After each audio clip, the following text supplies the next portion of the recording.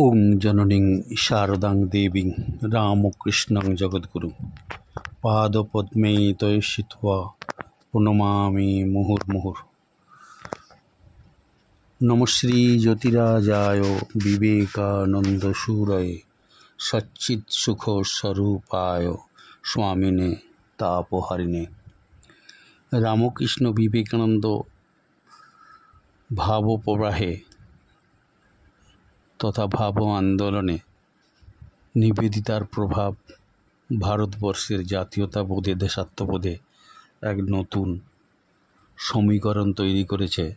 ভারতবর্ষের জাতীয়তাবোধ, দেশাত্মবোধ এবং ভারতবর্ষের সংস্কৃতি সভ্যতার ইতিহাসে যে মূল সত্তাটি বা মূল মেরুদণ্ড স্বরূপ ভারতবর্ষের আদর্শটি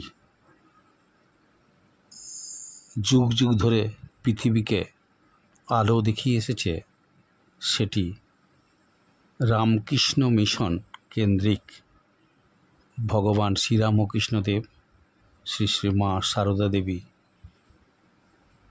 স্বামী বিবেকানন্দ এবং নিবেদিতা সহ রামকৃষ্ণ পার্ষদগণের যে ভাবপ্রবাহ, সেটি আসলে এক বিশাল পর্বত, যেটি হিমবাহুরূপে যদি বর্ণনা করি, সেটি গলতে গলতে সমস্ত পার্শ্বদের জীবনধারার মধ্যে এক একটি নদী তৈরি হয়ে গেছে। অবশেষে সেই নদীগুলি সকলেই এক সমুদ্রে গিয়ে মিলিত হয়েছে। এটি ভারতবর্ষের সংস্কৃতি সভ্যতার মিলন সম্ভার,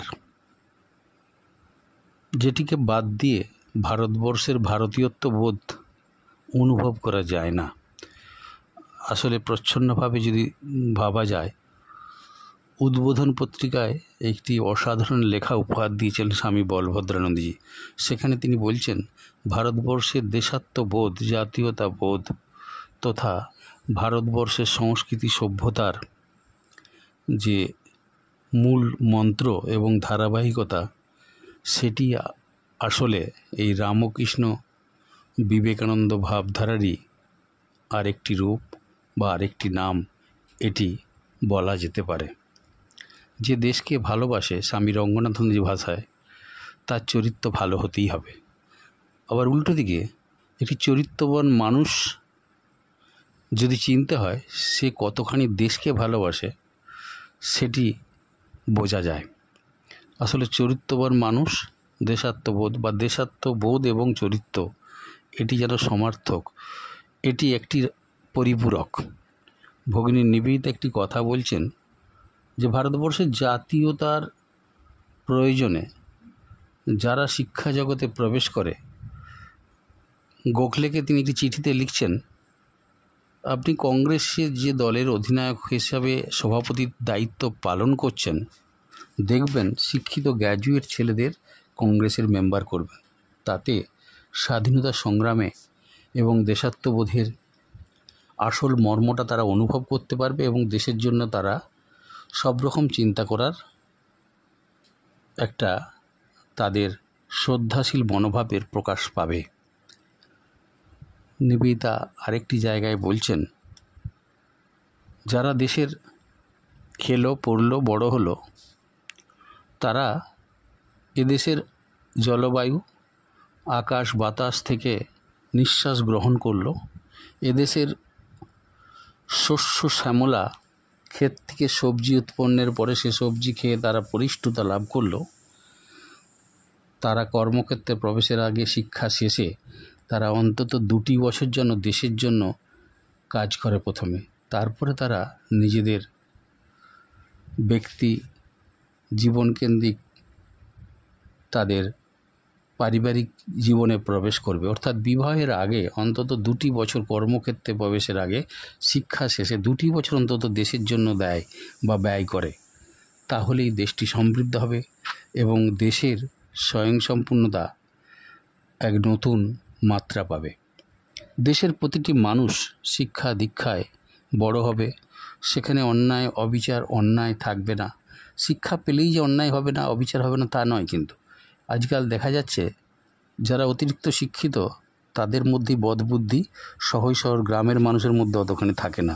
আবার উল্টো দিক দিয়ে ভিখিরির মতো গ্রাম্য মানুষ যারা, তারা একসাথে কিছু অর্থ বিনা পরিশ্রমে পেয়ে গেলে তাদের ইন্টেনশন থাকে কি করে অন্য জায়গা থেকে অন্য দিনে ওই রকম ফুকুরসে আরও কিছু অর্থ পেতে পারি, এতে তাদের লোভটা বেড়ে যায়। আসলে এইগুলি সব ভারতবর্ষের সংস্কৃতির অঙ্গ ছিল না। স্বামী বিবেকানন্দ একটি জায়গায় বলছেন যে গুডউইনকে যে, এবং নিবেদিতাকেও সেই কথা বলেছেন, যে ব্রিটিশরা ভারতবর্ষের কতখানি ভালো করেছে বা এই শাসন ভারতবর্ষের মানুষের কতখানি গভীরে প্রবেশ করেছে সেটা তুমি বুঝতে পারবে না। নিবেদিতাকে বলছেন, এদেশে মেগাস্থানিসের বিবরণে পাওয়া যায় বয়স্ক মানুষের একটা গ্রামকে শাসন করার ক্ষমতা রাখত এবং সে ক্ষমতা ন্যায় বিচারের মাধ্যমে মানুষের অপরাধকে লঙ্ঘিত করত এবং অপরাধকে দমন করার জন্য সচেষ্ট থাকত। আসলে মানুষ তো, মানুষের ভালো মন্দ সব দিকই থাকবে, কিন্তু ভারতবর্ষের এটা কখনো ছিল না তারা মিথ্যা, চুরি এবং অবিচার, মানুষের প্রতি হিংসা, দেশ, এগুলো তাদের স্বভাবজাত ছিল না। এগুলো ব্রিটিশদের কাছ থেকে পাওয়া। তাদের কাছ থেকে চাতুরতা শিখেছে, তাদের কাছ থেকে লোভ শিখেছে, তাদের কাছ থেকে চুরিবিদ্যা শিখেছে, তাদের কাছ থেকেই যত রকমের মানুষের প্রতি অবিচার এবং অত্যাচার, এগুলি ব্রিটিশদের কাছ থেকে পাওয়া ভারতবর্ষের নতুন প্রজন্ম সেগুলিকেই তারা জীবনে গ্রহণ করেছেন। নিবেদিতা ভারতবর্ষে এসে কিন্তু প্রথমের দিকে ব্রিটিশের শাসনকে ভারতবর্ষের উপযোগী বলে মনে করেছিলেন, কিন্তু পরবর্তীকালে স্বামীজি যখন তাকে বলেছিলেন যে তুমি ভারতবর্ষটা একবার ঘুরে দেখো, তারপরে ব্রিটিশদের অত্যাচারের যে নমুনাগুলো দেখবে, তারপরে তোমার মতটা তুমি পাল্টাতে বাধ্য হবে, সেটি ঘটেছিল। নিবেদিতা পরবর্তীকালে আমরা দেখব 1900 খ্রিস্টাব্দের 19শে নভেম্বর তিনি সোজা লন্ডনের হাইড পার্কের ডিএলডির বাড়ির উঠানের সামনে একটা বক্তব্য রাখছেন যে ভারতবর্ষে এই ব্রিটিশ শাসন কতখানি তাদের উপকারে এসেছে বা কতখানি ব্রিটিশ শাসন ভারতবর্ষের কল্যাণকারী। এ বিষয়ে একটা বক্তব্য রাখতে গিয়ে যে বক্তব্যটি রাখলেন সেটা ভীষণ প্রাসঙ্গিক, একদম তাৎপর্যপূর্ণ। নিবেদিতা বলছেন, ভারতবর্ষের কল্যাণের উদ্দেশ্যে যেসব কাজগুলি করে উপরে লোককে দেখার জন্য যেসব কাজগুলি করছেন, আসলে ভারতবর্ষের কল্যাণকারী কাজগুলি করতে গিয়ে ভারতবর্ষের অন্তরস্থলে বা গভীরে পৌঁছাতেই পারেনি তারা। ভারতবর্ষের প্রতি অত্যাচার, অন্যায়, অবিচার এবং ভারতবর্ষের মানুষের প্রতি সঠিক শাসন দায়িত্ব পালন করতে ব্রিটিশরা ঠিকভাবে তাদের গ্রহণযোগ্যতা তৈরি করে উঠতে পারেনি। তবে এটা যদি বলেন যে ব্রিটিশদের মনোভাবাপন্ন বা ব্রিটিশ মনোভাবাপন্ন করা ব্রিটিশদের ইচ্ছে ছিল, সেক্ষেত্রে কিন্তু তারা অনেকটাই সাকসেস হয়েছে। ভারতীয়রা কোট বুট স্যুট পরে তারা সাহেব সাজার চেষ্টা করেছে, সাহেবি কায়দায় মিথ্যে, চুরি, অন্যায়, হিংসা, অবিচার এগুলি কিন্তু রপ্ত হয়েছে। এটা কিন্তু ব্রিটিশদের দ্বারাই তারা হয়েছে। প্রকাশ্য দিবালোকে 19শে নভেম্বর 1900 খ্রিস্টাব্দে তার ব্রিটিশের মঙ্গলকারী চিন্তাটির মধ্যে এই বক্তব্যটি সত্যি নিবেদিতা কতখানি মনে প্রাণে ভারতবর্ষের ভারতীয় হয়ে গিয়েছিলেন সেটা বুঝিয়ে দেয়। নিবেদিতা ভারতবর্ষের স্বাধীনতার ইতিহাসে সমস্ত বিপ্লবীদের যেন নিকট বন্ধুর মতো হয়ে গেছিলেন, পরামর্শদাতা, যুক্তি। আসলে হবে নাই কেন? নিবেদিতার রক্তে বিপ্লবের বীজ বোনা ছিল। তার মামা দাদু হ্যামিল্টন সাহেব, বাবা জন নোবেল, তারা সিনফিন দলের সাথে যুক্ত ছিল। আয়ারল্যান্ডের স্বাধীনতা সংগ্রামের জন্য তারা অনেক কাজ করেছেন। ক্রোপেটকিনের মতো রাশিয়ান বিপ্লবীর বিভিন্ন বই নিবেদিতা পড়েছেন, তার সাথে সংস্পর্শে এসে বিভিন্ন পরামর্শ পেয়েছেন। নিবেদিতা আসলে ভারতবর্ষের স্বাধীনতার জন্য এই সমস্ত চিন্তা, বিপ্লবীদের বিভিন্ন আদব কায়দা, কিভাবে ব্রিটিশদের বিরুদ্ধে ছলচাতুরি করে বা লুকিয়ে ব্রিটিশদের বিরুদ্ধে স্বদেশীরা কাজ করবে, নিবেদিতার বাড়ি ছিল তাদের আস্তানা। মাস্টারদা সূর্য সেন, এই বাঘা যতীন, অরবিন্দ ঘোষ, তার ভাই বারিন ঘোষ, হেমচন্দ্র কানন গুহ, মেদিনীপুরের সত্যেন বোস, এরা সব নিবেদিতার বাড়িতে পরামর্শের জন্য আসতেন এবং বিভিন্ন পত্রিকাতে নিবেদিতার ছদ্ম নামে কখনো তিনি ভক্স ইগনোটা, কখনো নীলাস, কখনো ইংরেজম্যান, কখনো বিভিন্ন ছদ্মনাম ব্যবহার করেছেন। এবং ব্রিটিশরা প্রথমে সাদা চামড়ার মানুষ হিসাবে নিবেদিতাকে বিশ্বাস করতেন, তাই বিভিন্ন খবরাখবর নিবেদিতা পেয়ে যেতেন তার বন্ধুমহল থেকে, এবং পুলিশ কোথায় কখন রেড করবে সেগুলো নিবেদিতার দ্বারা তারা জ্ঞাত হয়ে সরে পড়তেন, লুকিয়ে পড়তেন। পরে পরে এমন হয়েছে, নিবেদিতার চিঠিপত্র পর্যন্ত 1903 খ্রিস্টাব্দের পর থেকে ব্রিটিশ প্রশাসনের লোক গোয়েন্দা লাগিয়ে সেগুলি খোঁজ খবর করতে শুরু করে। অনেকগুলি ঘটনা ঘটার পরে যখন বিপ্লবীদের আখড়া নিবেদিতার বাড়ি, তখন তারা এই সন্ধানগুলি পায় যে নিবেদিতাই ভেতরে ভেতরে বিপ্লবীদের সরা পরামর্শ দাতা এবং তাদের বিভিন্নভাবে প্রশাসনিক দিক থেকে সমস্ত সহায়কের পদগুলিকে বলে দিচ্ছেন।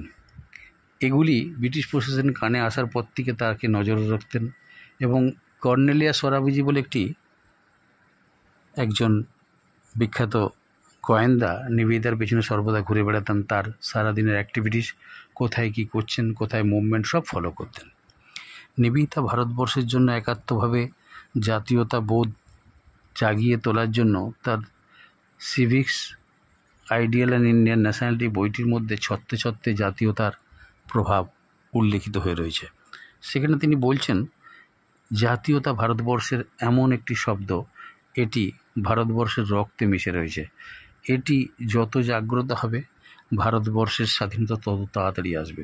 তিনি জাতীয়তা সম্পর্কে নিজে এক জায়গায় বলছেন, হে জাতীয়তা, সুখে দুঃখে মানে অপমানে তুমি আমায় তোমার করে নাও এবং তোমার মধ্যে আমাকে আশ্রয় দাও, এবং আমি যাতে তোমার দ্বারা এই শক্তিটি জাতীয়তা রূপে আমার মধ্যে সঞ্চারিত হয়, তার ভিক্ষা কামনা করি।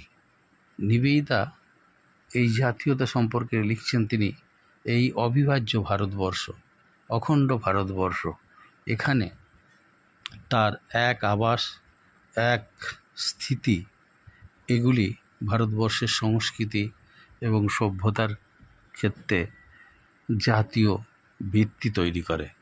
তাই ভারতবর্ষের বেদ উপনিষদে যে শক্তি লুকিয়ে রয়েছে, যে শক্তির আত্মপ্রকাশ ঘটেছে, ভারতবর্ষের ঋষি মনি ঋষিদের মধ্যে যে শক্তি পুঞ্জীভূত হয়ে তার সাধনায় লিপ্ত হয়ে রয়েছে, যে শক্তি ভারতবর্ষের মহাপুরুষ এবং শিক্ষিত মানুষদের দ্বারা সর্বদা আরোহিত হচ্ছে বা সংগৃহীত হচ্ছে, যে শক্তি ভারতবর্ষের ছোট ছোট রাজাদের মধ্যে তাদের রাজশক্তি রূপে প্রকাশিত হচ্ছে, আসলে এই যুগে এগুলি হচ্ছে ভারতবর্ষের জাতীয়তা নামে নতুন রূপ ধারণ করছে।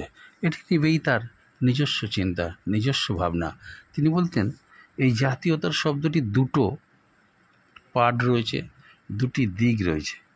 একটি হচ্ছে নাগরিক সচেতনতা, আরেকটি হচ্ছে নাগরিক কর্তব্যবোধ। এই দুটি হচ্ছে জাতীয়তার মূল উপাদান। এই উপাদানগুলি ভারতবর্ষের প্রতিটি মানুষের মধ্যে সঞ্চারিত হওয়া উচিত, এবং তারা রাস্তা দিয়ে যদি যায়, একটা সরকারি কল থেকে জল পড়ে যাচ্ছে, ছিপিটা কেউ বন্ধ করছে না, জলটা নষ্ট হচ্ছে, আপনার নাগরিক কর্তব্যের মধ্যে পড়ে আপনি এটি বন্ধ করে দিলেন। এটি হচ্ছে আপনার সত্যিকার নাগরিক কর্তব্যবোধ। এই যে নাগরিক কর্তব্যবোধ এবং নাগরিক সচেতনতা, এগুলো কিন্তু কেউ আপনাকে বলে দিলে করবেন তা নয়। এটা নিজের জাতিপ্রীতি, নিজের দেশভক্তি, নিজের দেশাত্মবোধ, স্বদেশ ভাবনা, স্বদেশ চিন্তা, দেশমাতৃকার প্রতি তাদের শ্রদ্ধার্ঘ্য, এইভাবেই প্রকাশিত হয়। এই মাসটি স্বাধীনতার মাস আমরা জানি। 15ই আগস্ট ভারতবর্ষের স্বাধীনতা হয়েছিল। নিবেদিতা চির আকাঙ্ক্ষিত ভারতবর্ষের স্বাধীনতার মধ্যে তিনি অনেকগুলি কল্পনা করেছিলেন যে ভারতবর্ষের একটা নির্দিষ্ট ঋষি মহারিষি মহাপুরুষদের কাছ থেকে যুগ যুগ ধরে যেটি পেয়ে এসছে সেটি হচ্ছে ভারতবর্ষের জাতীয় আদর্শ। সেটি হচ্ছে ত্যাগ এবং সেবা। মানুষ রামায়ণ মহাভারত যারা পড়ে তার ছত্রে ছত্রে খুঁজে পাবে কি সুন্দর সত্যের জন্য মানুষ সকলে উদ্গ্রীব হয়ে রয়েছে। শুধু সত্য কেন বলবো, তাদের প্রত্যেককে কর্তব্য, নিষ্ঠা এবং প্রত্যেকে কিভাবে তারা অন্যায় না করে সৎভাবে জীবনযাপন করে যায় তার একটা বার্তা এইসব পুরাণ কেন্দ্রিক রামায়ণ মহাভারত উপনিষদের মধ্যে আমরা এই উপদেশগুলি খুঁজে পাব। তাই এগুলি আমাদের কাছে চির আদর্শ স্বরূপ। নিবেদিতা বলছেন যে এই বেদ উপনিষদ মহাভারত থেকেই ভারতবর্ষের যুগ যুগ ধরে তার বংশপরক্রমে পুরুষক্রমে তারা এই শিক্ষাটাই গ্রহণ করবে, তাদের আদর্শ মানুষ হতে হবে। আসলে এই যে ভারতবর্ষের জাতীয় আদর্শটির কথা নিবেদিতা বলছেন, স্বামী বিবেকানন্দ এটি অনুভব করেছিলেন। ভারতবর্ষের জাতীয় আদর্শ যুগ যুগ ধরে ত্যাগের প্রতীক। ত্যাগটা কীরকম? মুনি ঋষিরা তারা দিন রাত জপ ধ্যান নিজেদের আত্মমুক্তির সাধনায় পাহাড়ে পর্বতে জঙ্গলে গিয়ে একটা বয়সের পরে তারা নিজেদের জীবনকে ঈশ্বরের সাথে স্রষ্টার সাথে মিলনের জন্য প্রতীক্ষায় থাকে এবং তার সাধনায় লিপ্ত থাকে। এটি ভারতবর্ষের আদর্শ এবং ত্যাগের মধ্য দিয়ে সেটি আরোহণ করার চেষ্টা করে। আর সেবা, ত্যাগ এবং সেবা, সেবা হচ্ছে আপনার ক্ষমতা অনুযায়ী আপনার পাশের মানুষটির পাশে আপনি যদি দাঁড়াতে পারেন, নিজের যদি কিছু নাও থাকে তাকে এক গ্লাস জল দিয়ে, মুখের হাসি দিয়ে, স্তোত্র বা স্তুতি দিয়ে তাকে মানসিকভাবে যদি একটু সান্ত্বনা দেওয়ার মতো মানসিকতা নিজের মধ্যে থাকে, সেটাই হবে আপনার এই সেবা। সেবা আপনার অর্থ দিয়ে হতে পারে, ভালোবাসা দিয়ে হতে পারে এবং ভালো কথা দিয়ে হতে পারে। এগুলি ভারতবর্ষের জাতীয় আদর্শের মধ্যে অন্যতম, ত্যাগ এবং সেবা। নিবেদিতাই ভারতবর্ষের এই জাতীয় আদর্শটিকে সামনে রেখে তিনি একটি অসাধারণ উপমা তুলে ধরেছেন এবং 1904 খ্রিস্টাব্দের 1 ডিসেম্বর তিনি একটা সিম্বলকে ভারতবর্ষের সামনে তুলে ধরেছিলেন। সে সিম্বলটি হচ্ছে বজ্র চিহ্ন। বজ্র কোথা থেকে উদ্ভব হলো? নিবেদিতা শাস্ত্র পড়ে বা স্বামীজি সহ অন্যান্য তার উপদেষ্টাদের কাছ থেকে শুনেছিলেন যে একজন বিখ্যাত মুনি ছিলেন।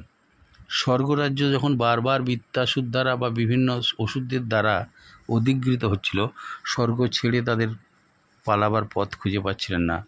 দেবতারাও ভীত সন্ত্রস্ত হয়ে যাচ্ছিলেন। তাদের কে রক্ষা করবে? দেবতারাও যেন নিজেরা ওই ওষুধদের অত্যাচারে অতিষ্ঠ হয়ে পড়েছিলেন। বিত্তাসুর নামক একজন বিখ্যাত অসুর যখন স্বর্গরাজ্যে এরকম অত্যাচার শুরু করে, স্বর্গ থেকে দেবতাদের তাড়িয়ে দিচ্ছে, সেই সময় তারা দৈব বাণী মতো তারা যেন ঈশ্বরের স্বয়ং বিষ্ণু ব্রহ্মা মহেশ্বর তারাও যখন ভীষণভাবে উৎকণ্ঠিত, সেই সময় দৈব বাণীর মতো উচ্চারিত হলো যে সর্বোচ্চ ত্যাগী কোনো ঋষি বা মনি ঋষি মধ্যে যিনি সমস্ত ত্যাগের ঊর্ধ্বে চলে গেছেন, তার জীবনটা উৎসর্গ করতে তার এতটুকু দ্বিধা নেই, এরকম যদি কোনো মুনি বা ঋষি তার জীবনটিকে উৎসর্গ করে দিয়ে, আত্মাহুতি দিয়ে, তার অস্থির দ্বারা বিশ্বকর্মা যদি কোনো একটি অস্ত্র তৈরি করে, সেই অস্ত্র বৃত্তাসুরকে বধ করতে কার্যকরী হবে।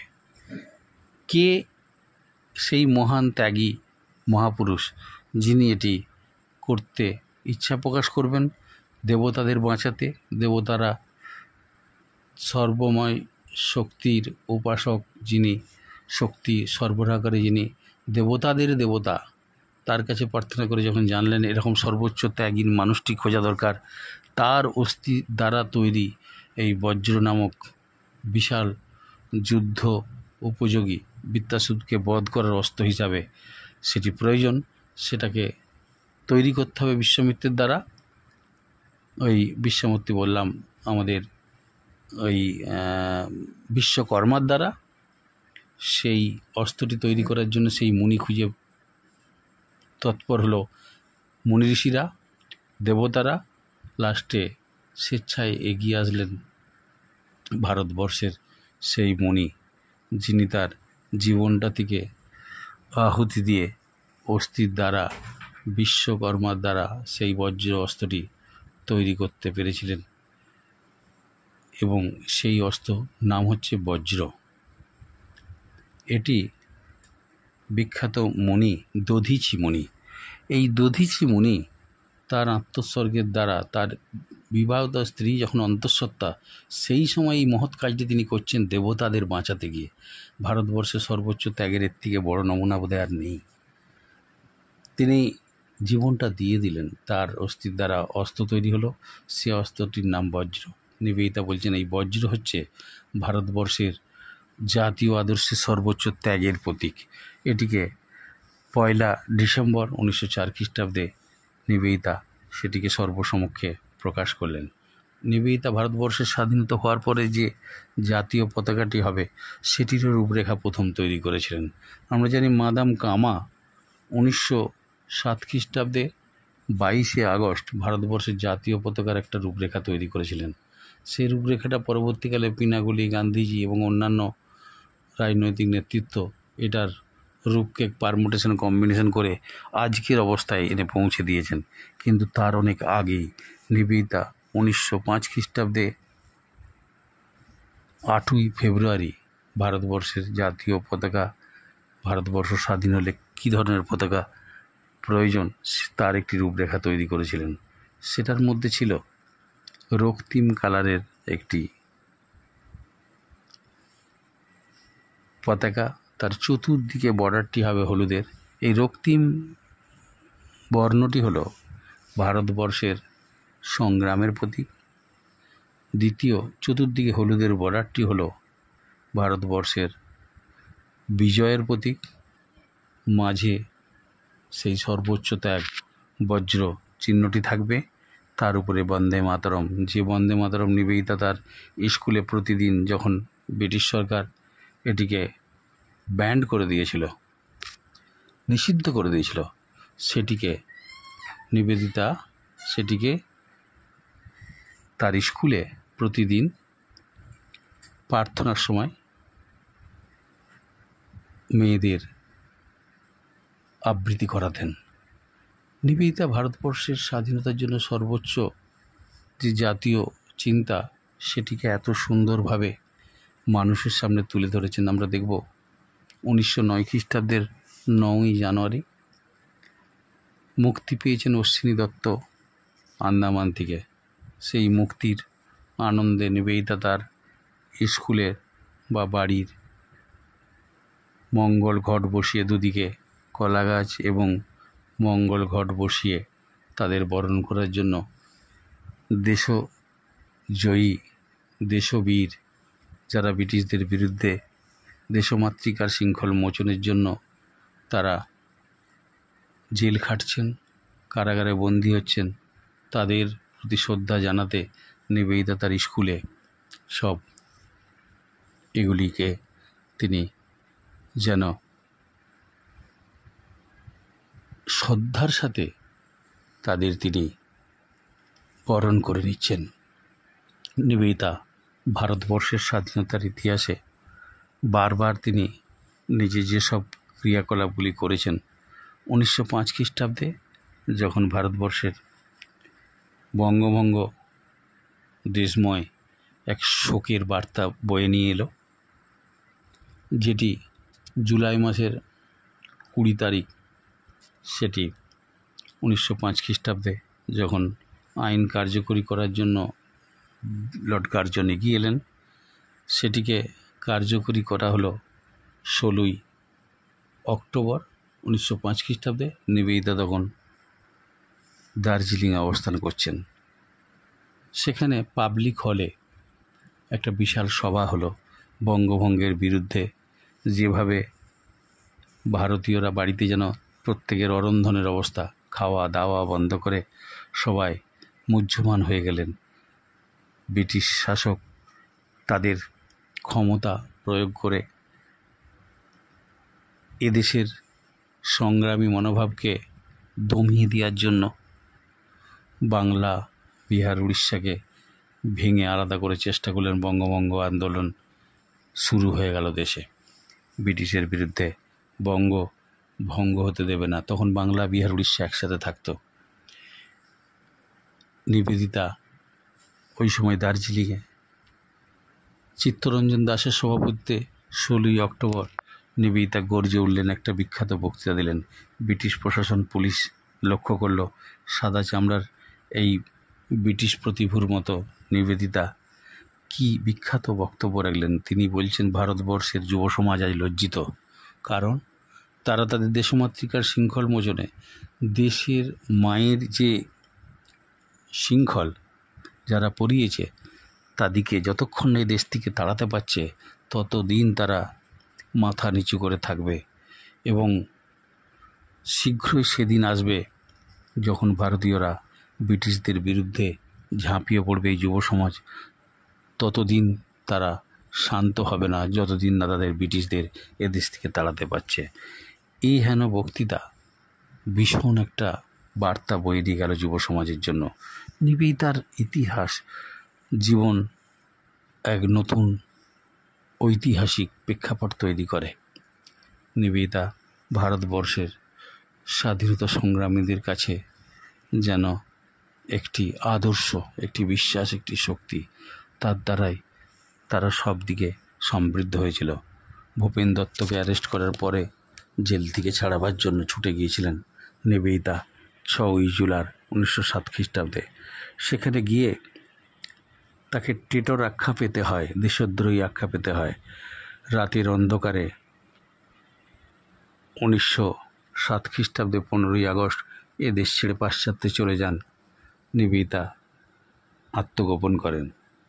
সেখানে গিয়েও বিভিন্ন বক্তৃতা, বিভিন্ন লেখা ছদ্মনামে ভারতবর্ষের ব্রিটিশদের শাসন তার মুখোশটা খুলে দিতে লাগলেন ছদ্মনামে।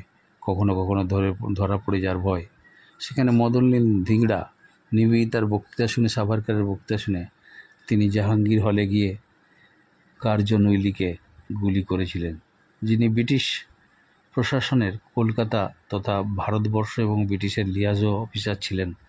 তাকে গুলি করে মারার পরে ওই মদনলাল ধিংড়ার 18ই আগস্ট 1907 খ্রিস্টাব্দে ফাঁসি হয়ে যায় পেন্টাগন জেলে। এই নিবেদিতা ভারতবর্ষের স্বাধীনতার জন্য দেশে বিদেশে যেভাবে কাজ করেছেন এগুলি বলে শেষ করা যাবে না। সময় বলছে আমায় থামতে হবে, তাই যে কথাটি বলে শেষ করব, 21 নম্বর হাই স্ট্রিট লন্ডনে যেখানে নিবেদিতার বাড়ি ছিল, সেই জায়গাতে 21 হাই স্ট্রিটে সেখানে ব্রিটিশ সরকার এখন একটা ব্লু প্লেগ লাগিয়েছে। সেই ব্লু প্লেগে লেখা হয়ে রয়েছে, জল করছে, here lived Margaret Noble, educationist Margaret Noble, who was the Indian freedom fights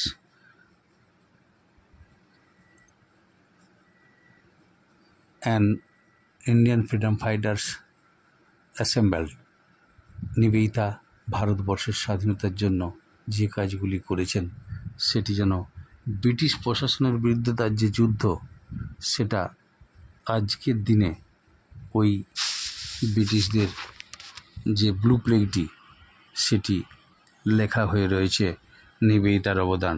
তিনি ভারতবর্ষের স্বাধীনতা সংগ্রামীদের জন্য যে কাজ করেছেন সেখানে পরিষ্কারভাবে ওই 21 হাই স্ট্রিটে ভারতবর্ষের কথাটি লেখা আছে। তিনি campaigner of Indian freedom fighters, এই ভাষাটি উল্লেখ করা রয়েছে। Educationist Margaret Nobel, lived here Margaret Nobel, educationist and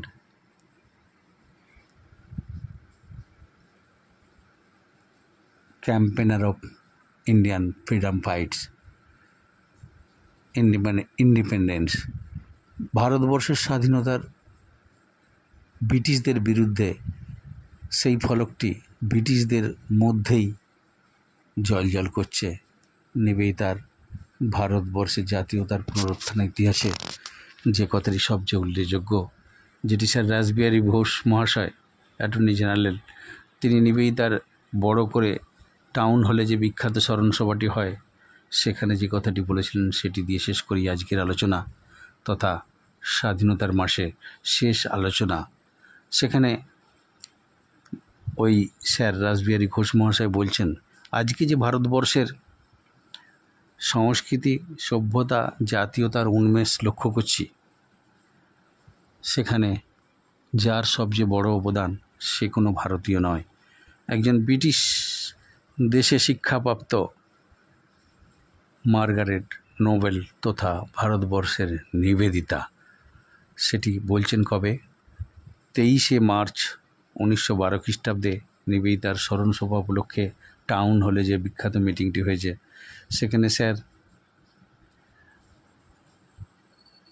Rashbehari Ghosh মহাশয় সভাপতিত্ব করছেন। সেখানে স্যার গুরুদাস বন্দ্যোপাধ্যায় রয়েছেন, সুরেন্দ্রনাথ বন্দ্যোপাধ্যায় রয়েছেন, রবীন্দ্রনাথ ঠাকুর রয়েছেন, অনেকেই রয়েছেন। তারা অবাক হয়ে সেই চোখের জলে তাকে স্মরণ করছেন। রাসবিহারী ঘোষ মহাশয় আরও বললেন যে আমরা যে আজকে এই সংস্কৃতির, সভ্যতা, জাতীয়তার উন্মেষ লক্ষ্য করছি এদেশে, তার পেছনে যার সবচেয়ে বড় অবদান তার নাম নিবেদিতা। কারণ তিনি এ জাতির শুষ্ক অস্থিপিঞ্জরে প্রাণ সঞ্চার করে দিয়েছিলেন। তাকে বিদেশিনী বলতে আমার বাঁধে। তিনি আসলে ভারতবর্ষের প্রাচ্য এবং পাশ্চাত্যের সাথে রাখি মিলনকারী একটি জীবন। তারপরে লিখছেন, ভারতবর্ষের জাতীয়তার পুনরুত্থানের ইতিহাসে নিবেদিতার অবদান চিরস্মরণীয় হয়ে থাকবে। জয়তু নিবেদিতা। ভারতবর্ষ স্বাধীনতা, জাতীয়তাবোধ এবং এদেশের জনগণ স্বামী বিবেকানন্দের দ্বারা এদেশের মানুষের জন্য ঋণ করে আনা ভারতের বান্ধবী, জননী, সেবিকা নিবেদিতার প্রতি সশ্রদ্ধ প্রণতি জ্ঞাপন করি। ওং অসত মা সদ্গময় তমসো মা জ্যোতির্গময়। ওং শান্তি শান্তি শান্তি। হরি ওং তৎসৎ। শ্রীরাম কৃষ্ণ অর্পণমস্তু।